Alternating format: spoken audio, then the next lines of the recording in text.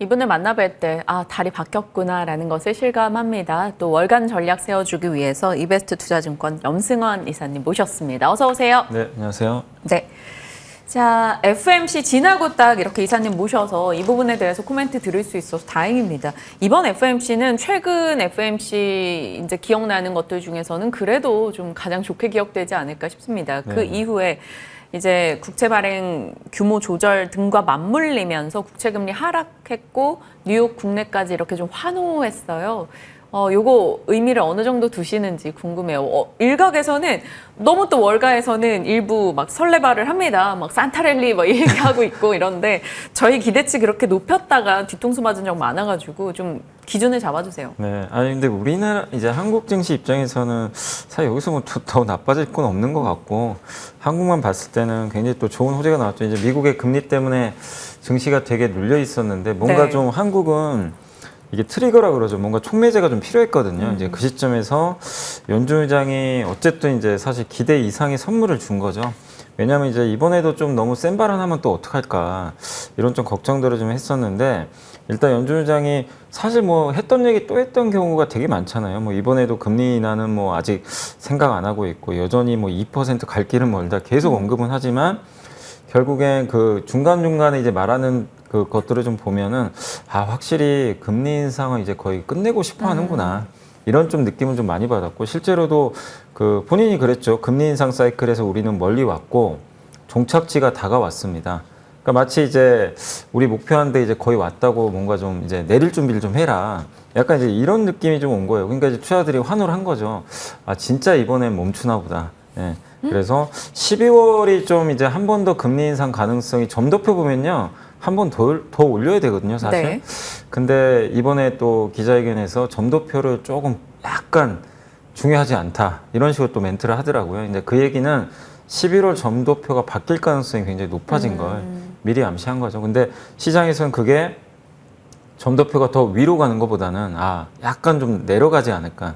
이걸 좀 미리 기대하고 있는 것 같습니다. 그래서 어쨌든 이번에 나왔던 FMC는 시장에는 호재가 될 수밖에 없었고 이제 이 위로 가 있었던 금리를 낮춰주는 그런 역할을 했고 또 거기에 미국 재무부가 10년 국채 발행 계획에서 이제 증가 속도를 좀 완화시키겠다 이렇게 했기 때문에 오늘도 보니까 2년물 금리는 오히려 좀 올랐는데 10년물이 많이 빠지더라고요. 그래서 확실히 지금 이제 금리 인하, 그러니까 금리 인하는 아니지만 미국의 시중금리가 일단 꺾이고 있어서 이 FMC 회의는 그런 점에서 좀 굉장히 의미가 있지 않나 이렇게 좀 보고 있습니다. 정말 곧 5% 위로 확 올라가 버릴 것 같은 기세였었는데 이 기세가 꺾였습니다. 일단 4.2도 오늘 받고 4.6으로 일단 마무리가 됐는데 역시나 금리로 인해서 뉴욕장이 호흡하고 있었기 때문에 그 덕분에 오늘 또 환호하는 모습이 나왔습니다. 금리의 피크아웃 기대 높아지고 있는데 그럼 이제 각 섹터나 종목별로 한번 전략을 챙겨보죠.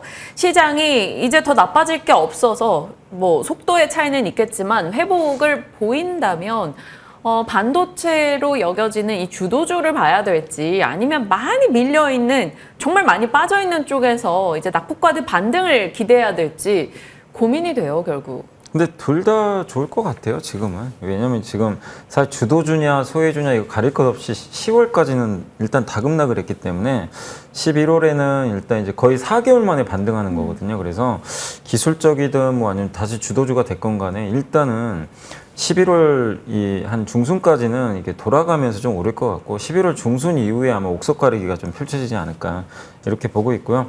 일단 주도주군에서는 역시 어제 그 반도체가 가장 좀 이끌었는데 근데 반도체는 괜찮게 보는 게 이제 업황이 막 돌리고 있잖아요. 그래서 계속 좀 좋지 않을까 싶고 그 다음에 한때 주도주였다가 주가가 많이 빠졌던 섹터가 바로 의료 AI인데 어제 이제 급등을 했더라고요. 좋았어요. 그래서 이 섹터도 이제 다시 한번 부각하고 있고 또 요즘에 로봇 관련주들도 여전히 뭐 괜찮은 편이고 또 화장품에서도 그 얼마 전에 에스티로더가 실적이 굉장히 안 좋았는데 여기 이제 고가 브랜드고 그다음에 이제 엘프뷰티 같은 미국의 중저가 브랜드는 또 호실적을 냈거든요. 그러면 결국 화장품 ODM 회사들 입장에서는 엘프뷰티 같은 기업들의 실적이 좋은 게 더 영향을 주거든요. 그래서 화장품 ODM 같은 기업들 이런 이제 주도 섹터들은 계속해서 조금씩 또 회복되는 모습이 나올 것 같고. 근데 화장품 ODM은 많이 올라와 있어서 시장 안 좋을 때도 올랐기 때문에 이제 좀 상승이 목에 찼다라고 보는 시각들도 있더라고요. 네, 그래서 사실 이거는 조금 이제 쉬어갈 가능성도 물론 배제는 못해요.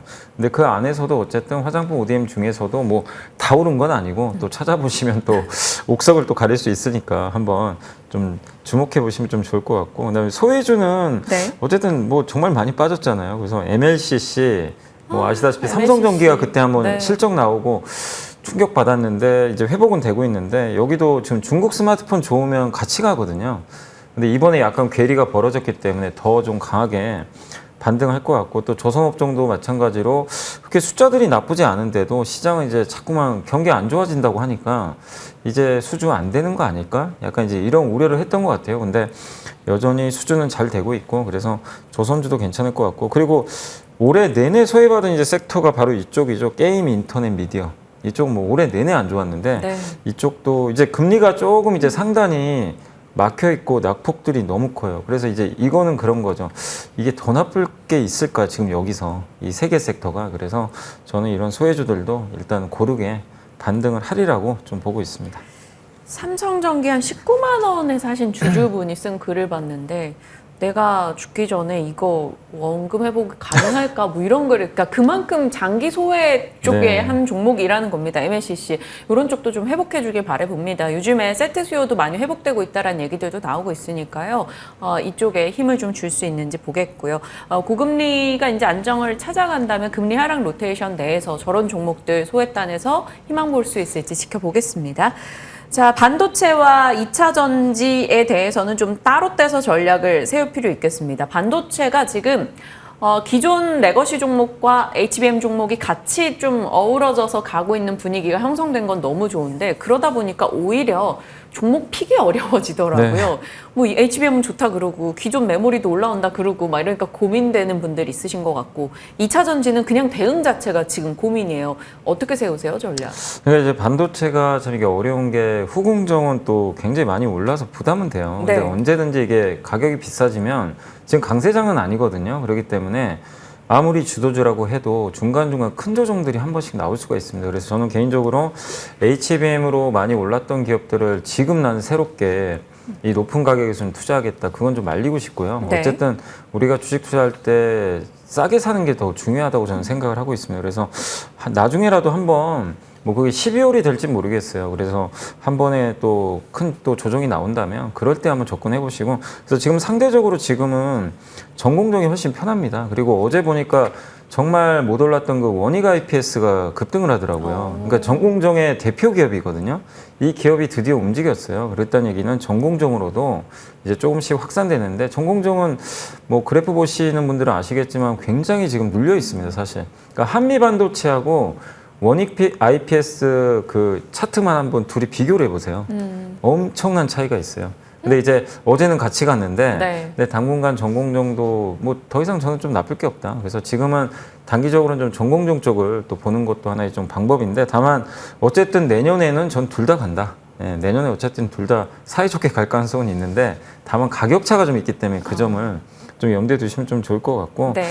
그리고 2차 전지 쪽은 어쨌든 가기 위해서는 좀 시간이 많이 걸릴 수밖에 없고요.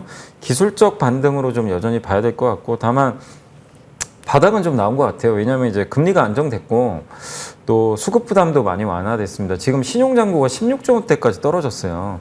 그래서 사실 올해 7월에 2차 전지 오를 때 신용잔고도 많이 증가했었거든요. 근데 그 반대 매매가 이번에 많이 나온 것 같아요. 근데 어느 정도 이제 반대 매매도 많이 소화가 돼서 수급적으로도 많은 부담이 완화됐기 때문에 이제 어느 정도 바닥은 형성됐습니다. 다만 가장 중요한 게 중국의 리튬 가격하고 한국의 양극재 수출인데 이게 여전히 안 좋습니다. 이번 네. 10월 달에도 양극재 수출이 급감을 했거든요. 올해 들어 가장 안 좋아요. 그렇기 때문에 양극재 수출이나 리튬 가격이 좀 다시 돌리는 흐름이 나올 때까지는 추세 상승은 좀 쉽진 않다. 그래서 일단은 바닥 정도는 확인했다라고 좀 보시면 좋을 것 같습니다. 네.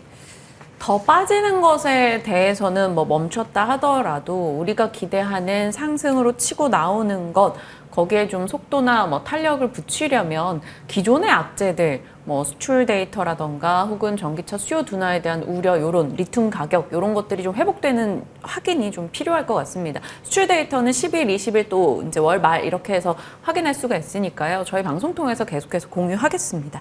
자, 이제 소했다는 앞서 얘기 주셨으니까 다음 질문으로 가겠습니다. 글로벌 빅테크들이 계속 AI 얘기를 강조합니다. AMD에서도 이번에 또 한 번 확인받았고 팔란티아에서도 오늘 새벽 이제 20% 급등이 나왔는데 AI 플랫폼 이슈가 있었고 그러니까 다 AI가 잘 되고 있다라는 것만 더해지면 주가 급등으로 이어지고 있는 상황이에요. 그럼 국내에서는 AI 종목들을 어떻게 추려야 될까요? 사실 지금 AI가 어떻게 보면은 우리 일상에 이제 들어오고 있어요. 이미 많은 분들이 뭐 챗 GPT나 네이버의 하이퍼클로버 X 쓰신 분들도 계실 거고 지금 이제 아직 우리 뭐 스마트폰에 들어온 건 아니지만 이번에 퀄컴도 그랬고 이 엣지 디바이스라 그러죠. 이제 내년에는 아마 PC하고 스마트폰에도 AI 기능들이 많이 탑재가 될 것 같습니다. 그런데 그렇게 되면 결국 HBM 수요는 늘어날 수밖에 없죠. 지금은 서버에 들어가는 게 여러분 PC나 스마트폰에 앞으로 들어간다고 한번 상상을 해보시면 메모리의 가치는 계속 좋을 수밖에 없다. 그래서 가장 우리나라에서 대표적인 수혜는 역시 뭐 삼성전자, 하이닉스 같은 반도체 대표주더라고요. 그 다음에 후공정 반도체 장비주들 수혜는 장기간 이어질 수밖에 없고 특히 저는 좀 주목을 하는 게 그 후공정 쪽에서 원래 일본 기업들이 되게 잘하거든요. 후공정을 장비 회사들 보면. 근데 그거를 대체할 수 있는 기업들을 한번 찾아보시면 좋을 것 같아요. 결국 거기서 지금 이제 진입을 좀 하기 시작한 기업들은 일본의 점유율을 뺏어올 수가 있기 때문에 저는 굉장히 그러면 밸류를 나중에라도 굉장히 높게 줄 수 있거든요. 네. 그래서 그런 후공정 쪽에서 지금 잘하는 것도 좋은데 예, 남의 어쨌든 좀 잔치상을 빼온다는 표현이 좀 그런데 그걸 좀 뺏어올 수 있는 한국 기업을 한번 찾아보시면 어떨까 좀 싶고 그다음에 아까 뭐 의료 AI도 말씀드렸지만 네. 어쨌든 이제 AI라는 게 모든 산업으로 앞으로 확산될 수 있으니까 여러분들이 꼭 내가 당장 투자를 안 하더라도 한번 관심을 갖고 좀 공부를 해보시고 저도 요즘에 AI 책을 읽어봤는데 어떤 책에 그런 내용이 나오더라고요. 2040년을 딱 이제 그 그려놓은 소설 같은 건데 네. 뭐가 있냐면 결국 AI가 내 비서가 되는 거예요. 그냥 일일 비서예요. 그래서 계속 얘기를 주고받는 거예요. 나 오늘 지금 뭐 하면 될까? 나 지금 방송 가면 돼? 그럼 못 하고 가면 되지? 약간 이런 거죠. 그러니까 인공지능 비서가 매일 날 따라다니는 거죠. 저는 사실 그 비서보다 로봇 비서 로봇 비서. 설거지 좀 해줄 수 있니? 막 이런 거 빨래 네. 좀 개줄 수 있니? 이런 느낌의 비서가 갖고 싶어요. 그건 일론 머스크가 그렇게 하겠다고 본인이 입으로 또 얘기를 했습니다. 그러면 그렇기 오늘 때문에 테슬라. 그 로봇도 사실 AI잖아요. 그래서 그 시대가 올 것 같아요. 뭐 그걸 부인하시는 분은 없을 텐데 거기서 뭐가 또 좋아질지 많은 저는 기회가 오지 않을까 이렇게 생각을 하고 있습니다. 네, 좋습니다. 장기적 관점에서 이렇게 생각의 방향을 어디에 두고 가야 될지에 대한 이야기였던 것 같아요. 자, 이제 11월입니다. 11월 지나면 또 12월, 뭐 크리스마스 이런 거 생각이 나는데 11월은 저희가 뭐 어떤 변수들을 좀 염두에 둬야 되는지 그리고 유망 업종으로 뭘 봐야 될까요? 일단 11월은 제일 중요한 게 미중 정상회담이 성사가 될지 그건데 아마 다음 주에 에이펙 정상회담이 있는 걸로 알려져 있는데 여기서 근데 아직 이제 얘기는 있는데 정확하게 뭐 날짜가 안 잡혀가지고 진짜 성사가 될지 모르지만 성사된다면 증시에 굉장한 호재가 되겠죠 당연히. 그래서 눌려있던 이제 중국 경기 민감주들한테 좋을 것 같은데 이 성사 여부는 조금만 더 지켜보시고 그 다음에 11월 17일까지 미국의 임시 예산안이 합의가 돼서 지금 시행되는데 이걸 더 연장을 할 수 있을지 아니면 뭐 그 전에 타결할지 이 부분도 봐야 되겠고 그다음 오펙 플러스 회의가 이번 달 말에 또 열리거든요. 근데 연말까지 감산하기로 했잖아요.